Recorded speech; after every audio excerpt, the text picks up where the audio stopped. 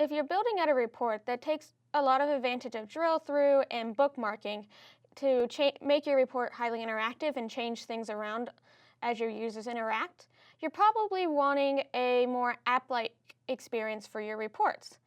And if that's the case, you'll want to take advantage of our buttons feature to make your report seem even more like an interactive app. Buttons let you trigger different actions on your report, and just like the name of the feature implies, they look very much like a button you're used to on different websites. So as you hover over it, it can change, and as you click, there's a press state. It gives your report a very interactive feel when triggering different actions like bookmarks. So you'll find the buttons option in the ribbon right next to the image and shapes. And when you click on that, you can pick between a set of different options. So we have, arrows and the back button you're already seen with drill through.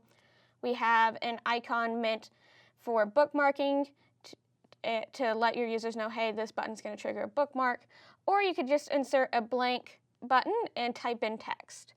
So you can pick whatever icon best represents the action you're going to want to trigger. My plan is for this report, I have this slicer here. And since I've turned off the header of my slicer, there's no way for users to get to that clear icon. So instead, I have a bookmark that represents the default state of my report, and that way a user can click on it to reset the report back to how it's supposed to look. So I'm going to pick, for that bookmark, this reset button. And the first thing you'll see is that the button will automatically insert with the icon there for you to see. And then in the formatting pane, I have tons of flexibility to get this button to look the way I want. I can, for example, turn on button text and add some kind of text to this button, such as reset. And of course, I can use all of the normal formatting controls I'm used to. I can control both vertical and horizontal alignment. I can increase the text size, get it to look how I want. I can increase the padding to center it a little bit better. And I can do the same for the icon as well. I think this icon's a little bit bigger than needed compared to the text. So I'm going to go in and I'm going to add more padding to shrink its size up a little bit more. I can also do things like change the color of the icon or change the transparency or weight of it. And we also let you do things like add an outline to your button or set a fill color for your button as well. Once you're happy with the default state of your button, you're going to want to go in and then also control what it looks like when users are hovering over or pressing down on the button. And you can do that from the same cards through this drop-down.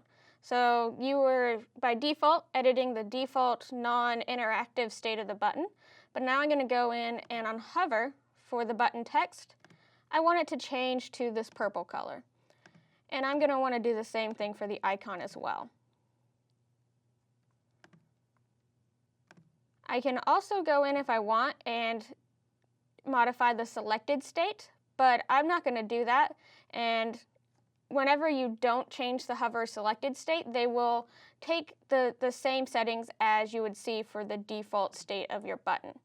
So now that I've set that hover state, you'll see that whenever I hover over the icon and the text, they do in fact turn purple.